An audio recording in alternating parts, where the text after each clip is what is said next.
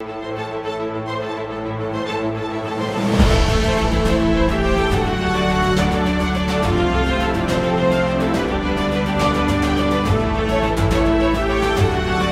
guys, welcome back to this week's Incoming Weekly. As promised, we're going to continue to cover the Disney investors call and all the great news that came out of it. In this video, we're going to cover some of the Marvel announcements. Well, hopefully all the Marvel announcements. So to kick it off, the first show that's going to be dropping on Disney Plus is going to be WandaVision, as promised, coming to us January 15th. And of course, we're going to have Elizabeth Olsen reprising her role as Scarlet Witch, and we got a brand new trailer in this. So guys, we've seen a few trailers for this series. Did you grab anything out of this one that you may have missed in previous, or did this give you a better feel for what this series is going to be like? Yeah, I'd like to. I weigh in on that. I have got a little bit of a horror vibe off of it. I'm gonna be perfectly honest with you. There's a little bit darker vibe off of it. The way that it starts to go, like once you start to see that they're trapped in this world, and like the world that they're trapped in, like the reality's falling apart. Mm-hmm. And it has like a sci-fi horror kind of like undertones to it that I kind of picked up on it. Like a Twilight Zone. I wasn't into like more of the way that it was originally, the way that I originally took it and my brain processed it, kind of had it as like a more of like a homage to, like, you know, earlier television series and building it up to a current present, you know, but it seemed a little more tongue-in-cheek than what the more recent trailer kind of the vibe. Yeah, I think it's going to be a little less of that than we initially thought. I mean, this really felt like almost like the characters that are in this world that she created are kind of imprisoned. Like, you get that scene where I think it's Monica Rambeau's character, who's Photon in the comics. We see her grown up in this, and she makes the comment, and that's where I got that horror vibe you're talking about, where she makes the comment that she doesn't even know who she is. Yeah, and they all are like on her, like, but you're gonna save us, like, you're here to save us, right? Like, she's lost in translation and in time, and so are all those, but there's still, you know, there's expectations that she's gonna rise up. The Photon character? Oh no, I'm sorry. Oh, you meant the Elizabeth Olsen? Yeah. Yeah. No, I see what you're saying. Yeah, but she. Yeah, the Photon was talking, or who will become Photon, hopefully, was talking to her, looking to her for inspiration. Yeah. And I don't think we only got one glimpse at Kat Dennings' character in this, very briefly, so not sure to what extent she's going to be involved. And that's exciting. I mean, that's one of the, as we said, January 15th, that's one of the closer dated releases coming up. Yeah, it's the first release as far as Marvel's concerned. Yeah, correct. And so, what do you think? How do you think this is all going to tie into the Multiverse of Madness? I mean, it seems like this is a world she created, at least from what I can tell so far, to bring back Vision. And of course, we got Paul Bettany returning as Vision, but yeah, do you think she somehow like damages the fabric of reality that then Doctor Strange has to try to find a way to repair? Or yes and no. I think what I think is a little bit crazier. I see them using that as like their gateway to opening up the Doctor Strange movie. Like, whatever happens in this WandaVision series is going to be a direct. I think it's going to be a direct involvement with why the multiverse is falling apart. Mm-hmm. And it's going to be the first outliers from it. It's going to be the first thing that alerts Doctor Strange to the goings on. I think that is going to carry the plot of that movie forward. I think Vision is going to be a link, possibly. Wanda and Vision will be linked in as a precursor kind of warning to Doctor Strange and some of the other remaining Avengers that are on alert of what's going on. Now, after this trailer aired during the call, they did tell us that she will be returning as well in the Multiverse of Madness, which of course that's where she's at now. Yeah, she's filming it. She's filming it right now, and they also did confirm finally, formally, that Spider-Man 3 is part of this story arc as well. Yes, absolutely. That's going to be like the big of the major films. Like that's the major tie-ins. Like everything, he said pretty much everything's going to tie into one another. Right. Like it's going to be interlaced. But they're going to be like really, they're going to be like in clusters, though. It sounds like this is a complete story. Yeah. But then you have Monica Rambeau is all that character is also going to pop up in. I think this next to the Thor movie, and some of it and its tie-ins. I think that the Multiverse of Madness, Doctor Strange, WandaVision, and Spider-Man 3 are probably going to be your most outrageous. As far as the live action stuff's concerned, I think that's going to be where some of your craziest storyline stuff is going on, your most outrageous. Yeah, but what I was saying though is you're also going to have the Monica Rambeau that ties into these three movies is also going to be in Captain Marvel 2, which is going to tie into the Miss Marvel series. But we'll get more into that in a little bit. But Nick, what were your thoughts on how this could all tie together, the whole multiverse idea? So it definitely stems back to the whole conflict with Infinity War and them messing with time. So because of that, and then I think it might actually, like the whole Doctor Strange Multiverse of Madness thing might actually be a combination of Wanda messing with reality while also all these branched out timelines.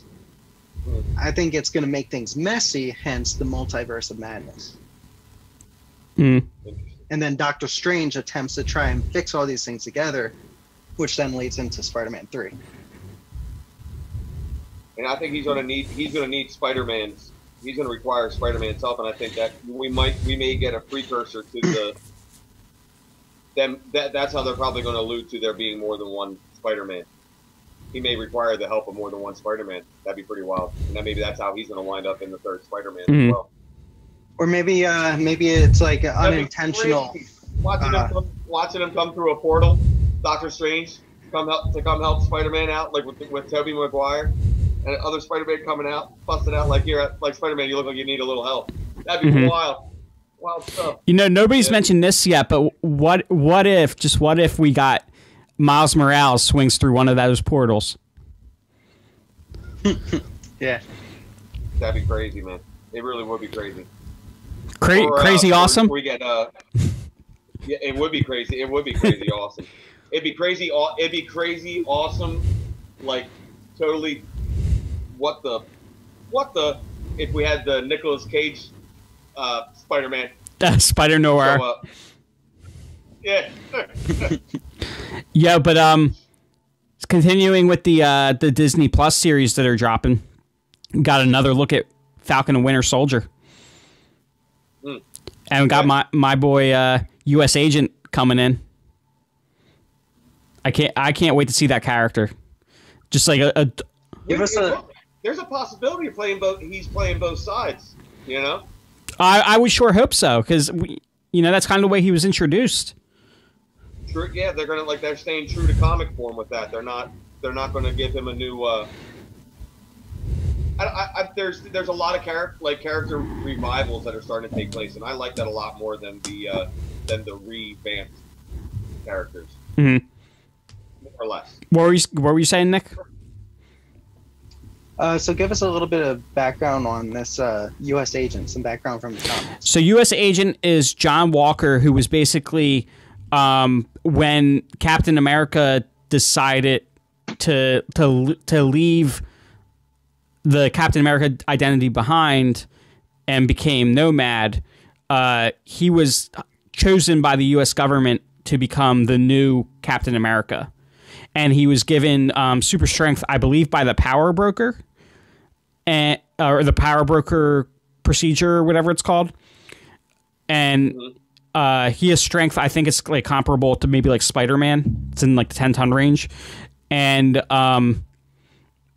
ultimately Captain America had to come back to face off and stop U.S. Agent as he became out of control. But over time, U.S. Agent did become a more heroic character. So it got an interesting character coming in. Yeah. Yeah, he really is. Yep. And yeah, I would like to see the Super Patriot outfit, man. It's going to be. I'm sure it's going to be introduced. It's got to be introduced. You think we'll get the Super Patriot?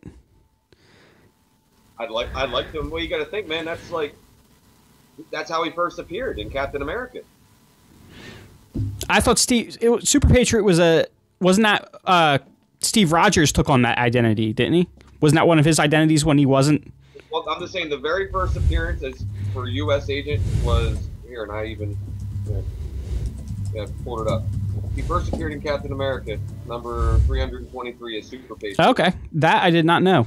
Later redesigned as a new incarnation of Captain America, and a few years later as U.S. Oh, nice. Yeah, I didn't know that. I thought his first appearance was as Captain America with. That's what I'm saying. Like with the character revivals, man, that's what would make it. It would be really awesome. Like, most people don't know that. Mm-hmm. You know what I mean? That'd be really wild. But that original Super Patriot, look, you should pull that. Oh yeah, up. no, I know what Super Patriot looks like. I thought it was Steve Rogers that was Super Patriot, not. Well, no, because he did end up, and the new incarnation of Super Patriot was Captain. Okay. Like he assumed that identity after they fought, and he killed Super Patriot, I believe, and he became U.S. Agent a little down the line, because he was that was one of the first times Cap kind of turned away from service a bit. It's an interesting storyline. Check it out. It's been forever since I've read it. I'm not sure. I think I actually have a Super Patriot graphic novel. Okay, well, yeah, we'll have to take a look at that. Anyway. But we do got Baron Zemo though. Yeah, dude. With it, and once again, character revival. That man, dude, finally get it. It's gonna be great. Purple and green. Yep. So we got Loki is going to be working for the Time Variance Authority.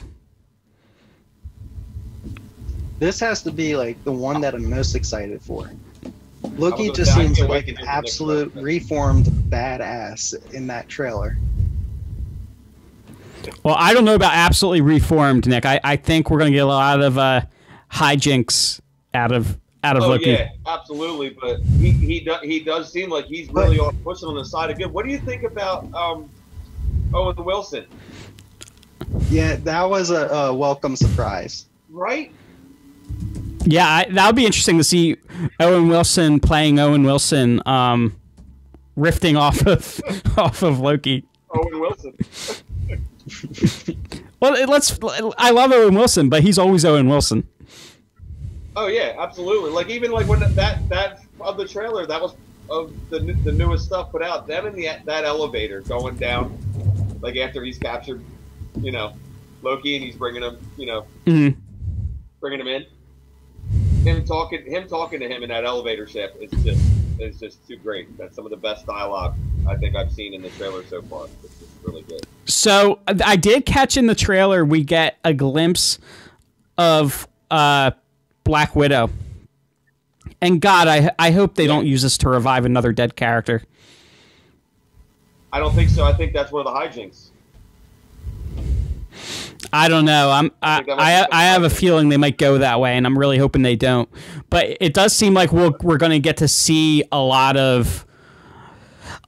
What I hope happens is we get to see Loki pop up in a lot of scenes from the MCU that we find out could have gone another way had he not corrected it. I think if you look closely at the trailer, I think they actually show you some of that when he's in the main briefing room. It looks like they're showing him footage, and it's of events that have happened. and most of them had to do with like, and I think it has a lot to do with the Accords. Like maybe they're gonna use that. That's what they might focus their time period on that area, and maybe try to use like Loki as like a sleeper cell of like kind of making the Avengers disband without them having to know about it. I'm a little bit worried though, as far as because the way time travel is handled in the MCU is already a little bit murky, and that's why I was actually interested to hear what Nick would have to say about it, because I kind of stay away from the time travel stuff. Nick anyway. hates. I'm like Rick from Rick and Morty on it. Like I'm like, it's unoriginal. I'm staying out of it. Yeah, I'm not doing it because time travel. Why?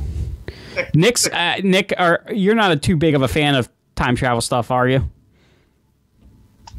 It's just, it's usually not explained very well. Right, which is what we got in Endgame. Right, it's an escapist. It's an escapist. Or Dragon Ball Z. Story. Mm-hmm.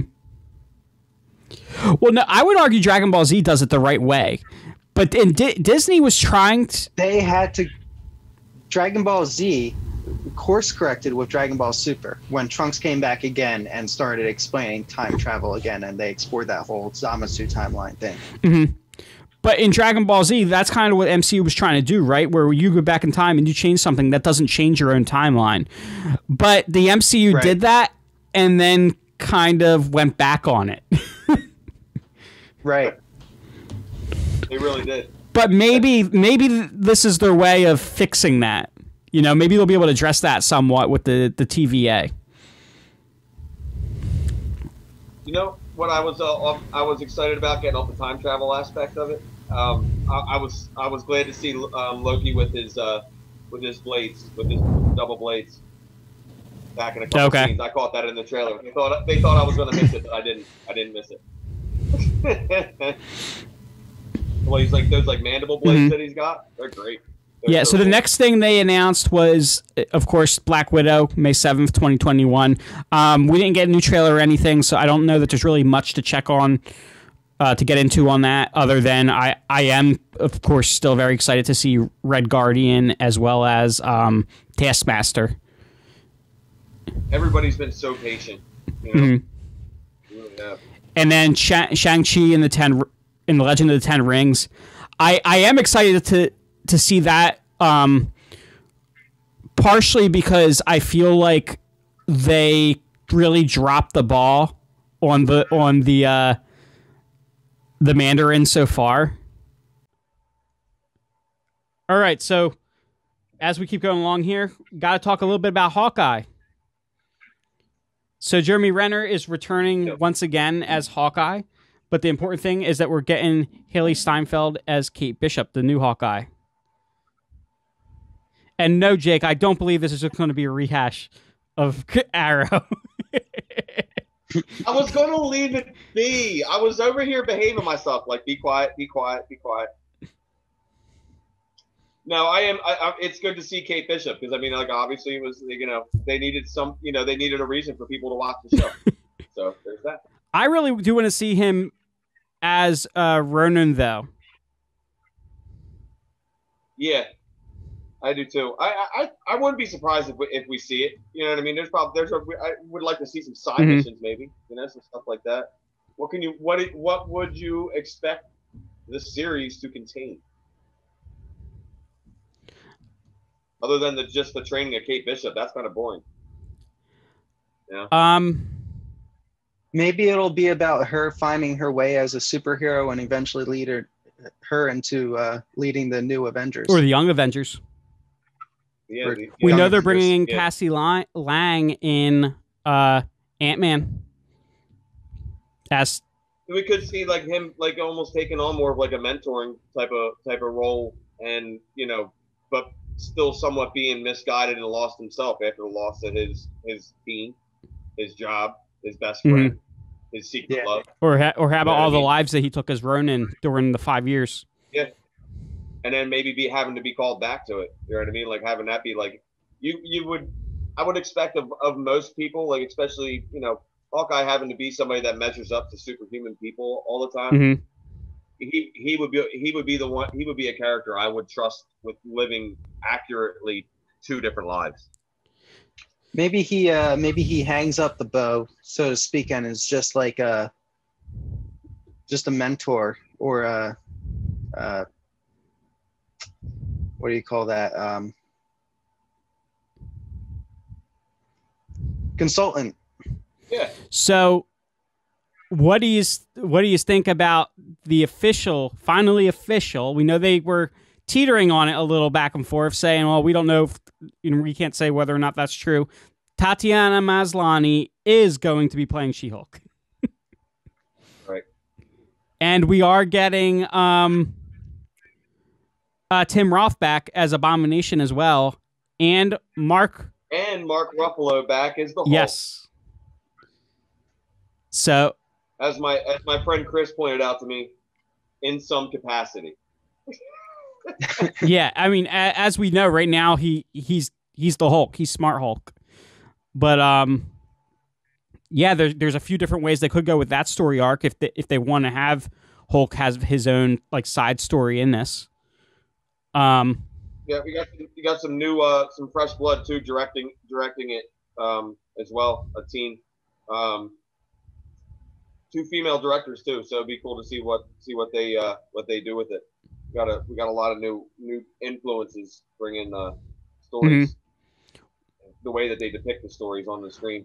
But yeah, Kat Corio and Anu Vala are the directors of She-Hulk, and it's gonna be really interesting. It's gonna be exciting. You know what I mean? You have a great writing team that has been working on this hard. You're gonna get a live action Hulk series, or She-Hulk. Directed and done, I think the right way, and we get a great returning cast. You have reliable. And what's exciting is Feige did announce, or not so much of an announcement, but did let us know that she does specialize in superhero cases. So it sounds like there's going to be a lot of cameos here. Yeah, that's what I'm saying. It's going to be great, man. It really. It has a true possibility of being like a very, very well done homage to like the original Incredible Hulk series from back in the day, but like with mainstays that we know and love from the current Marvel universe. I think that's going to be interesting. And could it be that at one point in this series we might see her go up against another known lawyer from Hell's Kitchen? Oh, you never know. One couldn't tell. All right, guys. Just you know, I'm really wishing just with that lineup, man. I just wish we could see like just something. I wish there was just like a little bit of storyboard art, or something. Well, guys, so you know, in 5 minutes we're going to get disconnected because they went back to the thing where you only get up to 40 minutes for a Zoom video. So then we'll have to come back in and do another one. But so another series, Moon Knight. I'm very excited that Feige did say that we are in fact going to get the incarnation of Moon Knight with multiple personalities. Yeah. Oh, that's gonna be fun. Yeah. So just the whole thing is going to be a real riot, man. It's going to be like an action adventure Indiana Jones. Yeah. Style. Like shot to it with like a whole lot of like a Egyptologian lore. It's gonna be really. Well, I just love that we're going to get to see Oscar Isaac really stretch his acting chops, portraying multiple characters. Yeah. It really. We've never gotten anything from Moon Knight before, and then when we get it, it's in like full force. It's very, very exciting. Crazy awesome. So we know what the Samuel L. Jackson series is now. It's Secret Invasion. Yes. It is Secret Invasion. And Talos is returning along his side. So it sounds like this is going to have to do with Sword. Mm-hmm. But he gave some Kevin Feige gave some plot details about it. And he was pretty. He said like it was a sect of Mhm. Skrulls has like infiltrated every level of life on Earth. Could it be the characters that we've been seeing for the last 10 years have been Skrulls the whole time? I definitely think so. I think it was. I bet you too. They're gonna figure out some way to tie in like the Endgame event, the Infinity Gauntlet event into it too as well. Like all the lives that like a portion of the lives that didn't disintegrate when the first snap happened were Skrulls.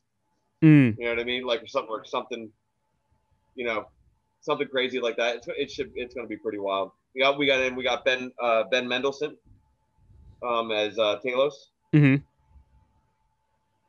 in the series as well. He was personally one of my favorite characters in the Captain Marvel movie. Yeah. I wasn't of all the Marvel movies isn't at the top of my list, but definitely one of my favorite characters from that. I'm glad to see him back in this kind of story too. I think that should be real fun. Yeah, they had good chemistry together. So we got two other shows coming that are introducing some new heroes, newer even to the comics. So I'm very excited. What are you guys thinking about Ironheart and Miss Marvel? Oh, very excited about Ironheart. No Miss Marvel. I'm more excited about Ironheart than Miss Marvel. I'm just being honest. I do. I'm glad to see they finally found their little Miss Marvel. They did quite a remarkable job with their casting choice. But man, it's time for Ironheart to get that love. She's had a rough go at things. Mm. But dude, that kid they have playing Miss Marvel though, she's going to be awesome. Yeah, I agree. I'm probably more excited for the Miss Marvel just because of the sense I get from her. I feel like that is going to be a casting that just makes the show just absolutely fantastic. Yeah, and just so we just don't keep saying her, Iman Vellani is the girl's name. There we go. I was trying to find it. But it seems like this maybe. It seems like she's probably very new to acting. Yes. But yeah, and she is going to also be in Captain Marvel 2. So we're going to get three Miss Marvel / Captain Marvels in one movie. Yeah, there's going to be a lot going on in that. And then if they bring in Alpha Flight and we get introduced to Wolverine also, you think it could happen? Might be reaching. The only thing we didn't really talk about was X-Men. It was like the only property didn't get discussed. Yeah, well, I'm actually kind of glad about that they're not rushing to just try to do everything at once. Oh yeah. Yeah, especially with what else is to come, but I don't want to spoil that just yet, just in case it's not next. But getting back to Ironheart, man, Riri Williams, I'm very excited to see that character on screen. Yeah, absolutely. I think they did a good job with the casting so far as to Dominique Thorne is going to be playing Riri Williams, Ironheart, and her first suit of armor in the comics that she builds herself at school. Well, she doesn't. She steals it from MIT, bro. No, she build it at MIT? No. I thought she stole Yeah, check it out. That was on that. That's another video. Giving a shout out to Top 10 Nerd, man. They let me know that. I was like, oh no snap. Yeah, she's a thief, bro. She built off of it, but like, yeah, she got a lot of her tech that she built her first suit off of from MIT. Oh yeah, she stole the tech, but she built the armor. Yeah. But yeah, that first armor though is freaking badass. Oh, it so is. Yeah, it's really great. I think though that they're going to I think they're going to redefine the armor that you may have seen in the Ironheart comics. Mm-hmm. I think partially because of the early controversy that had to do with the character in the physical comics. And I think it's gonna look similar in style more to what they have already in the Marvel Cinematic Universe as far as like Tony Stark's what his tech looks like. I wouldn't be surprised though if we get her version of the Mark 1.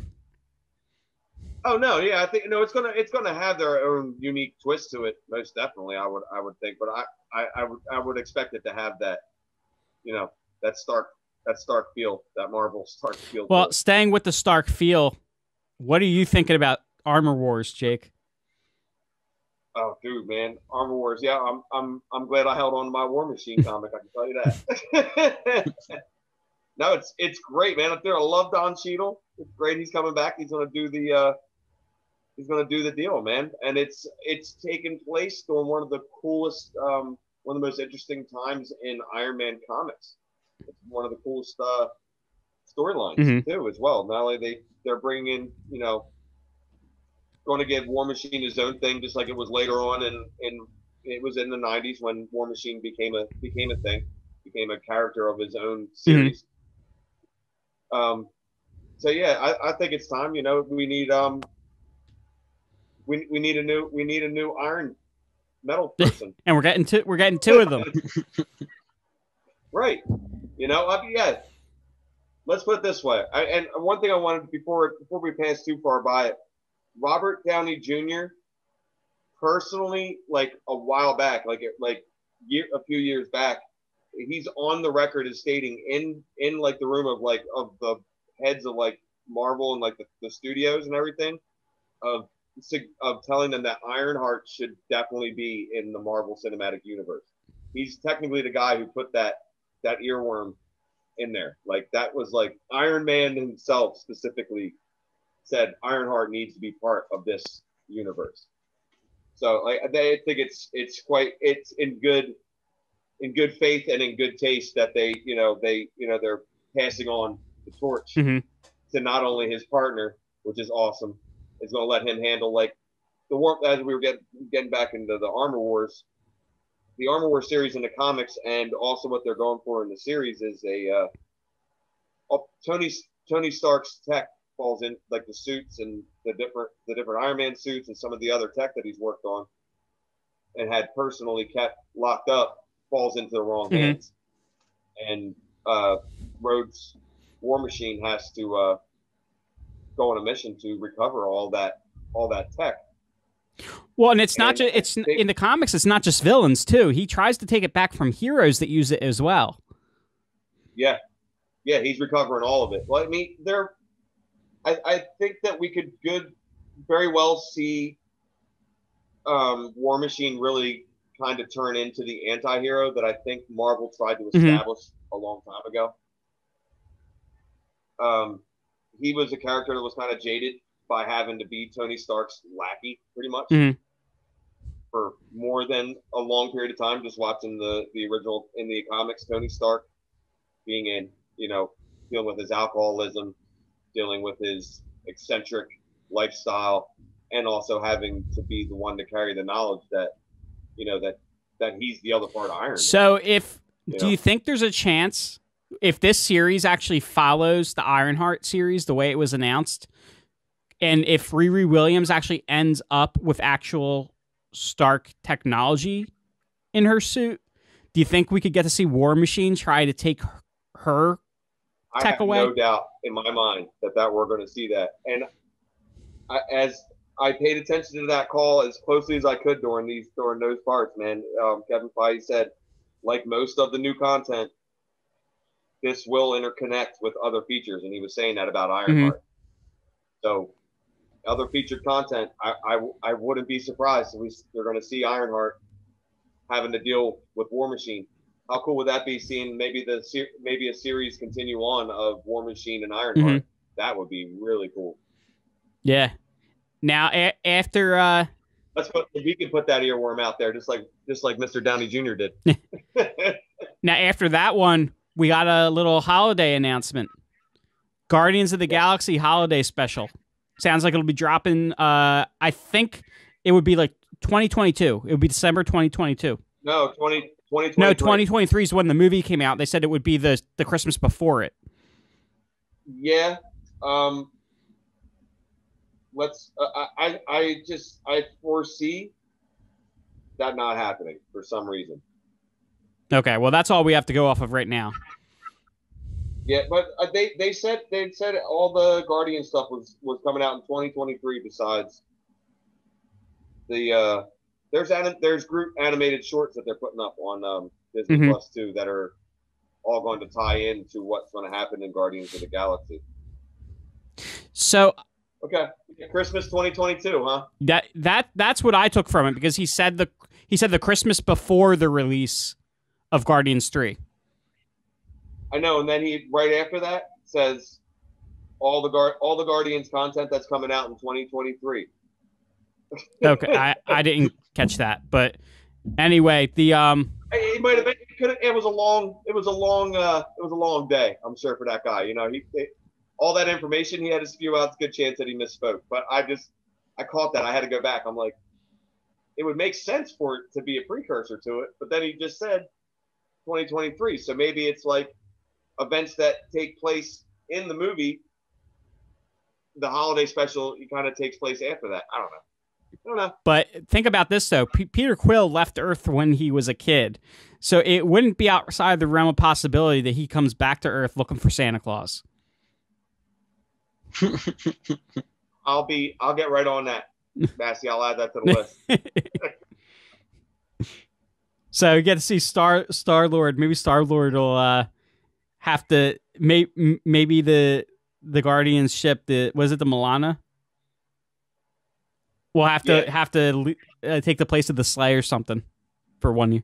That he calls it. Well, he calls it the Milano, like because the world he's from. Got you. But dude, how wild would that be though? Like, you got Star-Lord having to save Santa Claus. That'd be pretty crazy. You can see a few different storylines going on with that, and with them like just re-release, like putting out a Lego Star Wars holiday special, kind of in tribute to the infamous Star Wars holiday special from way back when. They could be trying, to reestablish that kind of format and like not make it, obviously bad, but like it seems like it's going to be kind of comedy derived. It's going to be a holiday special. Maybe they film it kind of like, there's like 3 different storylines going on. One segment you got Star-Lord saving Santa Claus. They have you have Rocket trying to teach Drax about the spirit of Christmas. So, as we wrap up here with the Marvel stuff, decorated as a Christmas tree. Oh my God! As we wrap up with the Marvel stuff, they drop some news on some movies as well, and one of the big things here is Christian Bale is going to be joining Thor: Love and Thunder as Gore the God Butcher, which in and of itself is cool, Jake. But after we talked, I realized something else is going to happen here. What's up, my friend? Gore. Where does Gore's powers come from? You want me to tell you? You know what happens. I'll go off on a tangent. I'm already going off on a tangent about a tangent. Well, in Gore the God Butcher's world, he's in a terrible place where the culture, the colony and community he belongs to are very detrimentally attached to the gods who have they are not being taken care of by. Okay.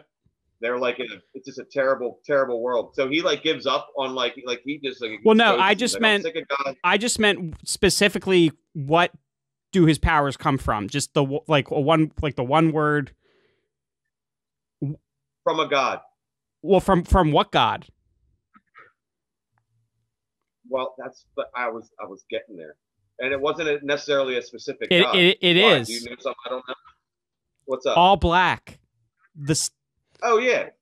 Well, that were the two gods that were fighting, all light and all black. But all black is a symbiote.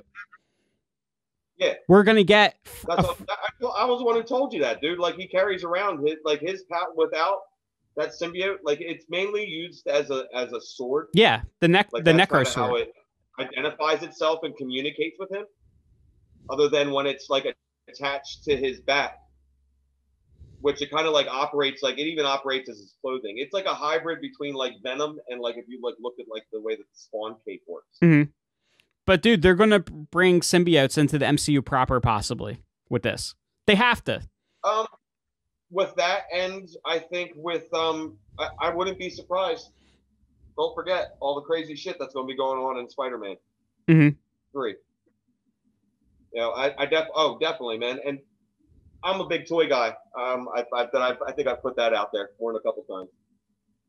But there's quite a bit of the Venom Wars is like a big thing going on in toys right now, in like Marvel toys.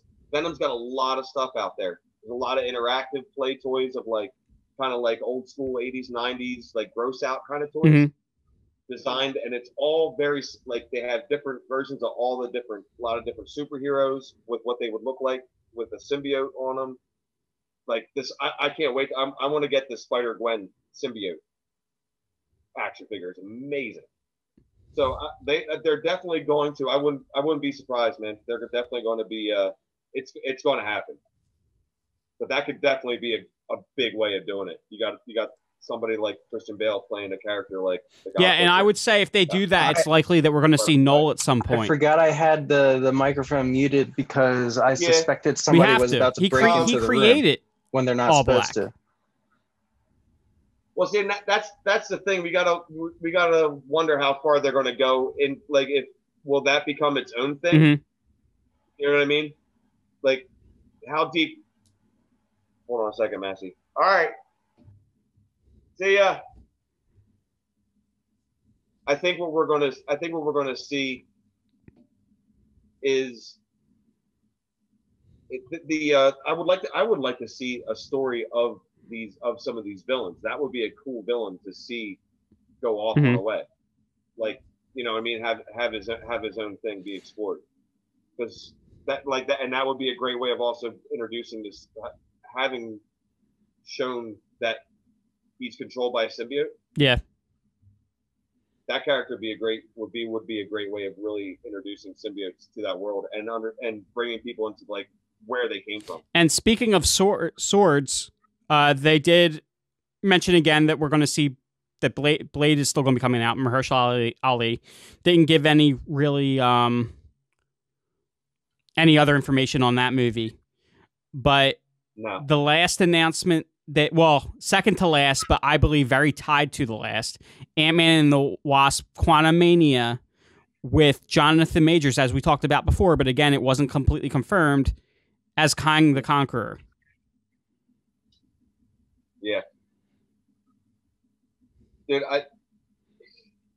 you gotta explain this one. I just went off on the God Butcher, man. Let him know why it's so awesome that Kang the Conqueror is coming to the MCU. So Kang the Conqueror ties into so many different characters in the MCU. In Marvel Comics and soon to be in the MCU, but he is often associated most with the Fantastic Four. That, coupled with the fact that the Fantastic Four is no strangers to the quantum realm, this Ant-Man and the Wasp, the Quantumania, with Kang the Conqueror as the big bad, means that it's probably also going to be the introduction of the Fantastic Four in some way, shape, or form. And Doom. And then we are getting a Fantastic Four movie that has been announced and confirmed. And oh man, and then I'll get my Doom Latvarius. I hope so, but just knowing though that there's going to be Fantastic Four, and at some point we're going to see them go up against Kang the Conqueror, and Kang the Conqueror is usually depicted as a descendant of Reed Richards. Also, in the comics, he's the adult, the future version of the kid that becomes Iron Lad. Yeah, and they've kind of brushed over Iron Lad too, as saying like that's really not, with the Ironheart thing coming out, that they, even though we saw the character that will become Iron Lad in the comics, we saw him at the funeral at the wake. Well, for no, Tony don't Stark. he. That's an original character for the movies. He does not become Iron Lad in the comics. I thought that was the character that became Iron Lad. No, that was just people were speculating that maybe they would make him Iron Lad for the movies. I'm glad they didn't. No, but I'm glad that's not the way it worked out. no, this Jonathan Majors is playing the character that actually, as a kid, would have been Iron Lad. Right. But oh man, and what if we get to see all the other, like the Immortus, like all the other versions of Kang from across time? Yeah, I'd like to finish up. I think our only last thing is based off of one of those things that you just said. What if, right? Oh yeah. Oh my God, we almost missed What If. Hey, you're welcome. The notes. Yeah. Yeah. The What If series. I mean, I think a lot of what we saw. Going on in there. A lot of what we saw in the trailer had already been announced. Like we see there's going to be a universe with Marvel's zombies, or at least Captain America zombie. We're going to see Peggy Carter. Oh no, we saw the other zombie. I picked out the other one. It's a Doctor Strange zombie. Was there Doctor Strange zombie? I just remember seeing like an evil Doctor Strange going up against our Doctor Strange at some point. Dude, it was a Doctor Strange zombie, bro. That's got to be some wicked crazy stuff going on in that. Yeah, and we see T'Challa become Star-Lord. And I do believe I read somewhere that Chadwick Boseman had already recorded his lines. And if that's true, and I'm not saying it is, but if it is true, we'll see Chadwick Boseman reprise his role as T'Challa one last time. Yeah. I think there's a chance that we'll see that regardless. There was one little thing that he put out there as regards to the Black Panther, that there will be a Black Panther sequel.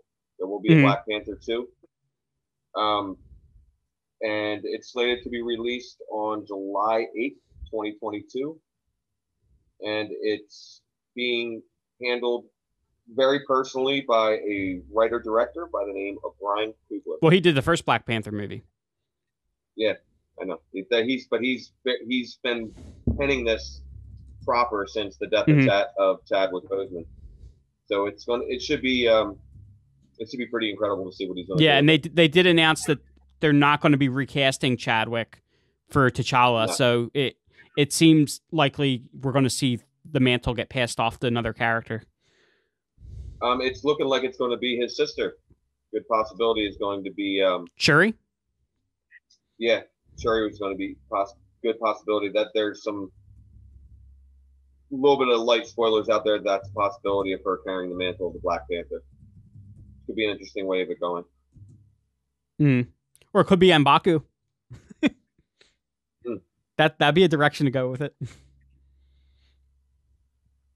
Dude, I'm so excited about the What If series. That's so cool. The Watcher looks so awesome.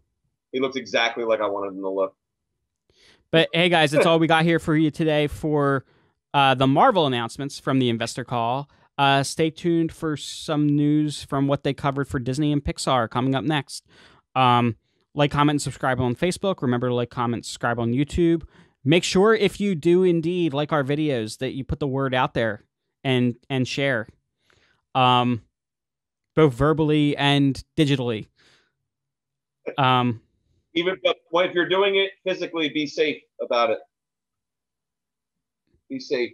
Use your phone and 6 foot proper social distancing. That's what they tell me anyway. I wear a mask most of the time anyway because I'm a superhero when I leave this game. All right, guys. Until next time. Let your imagination drive you.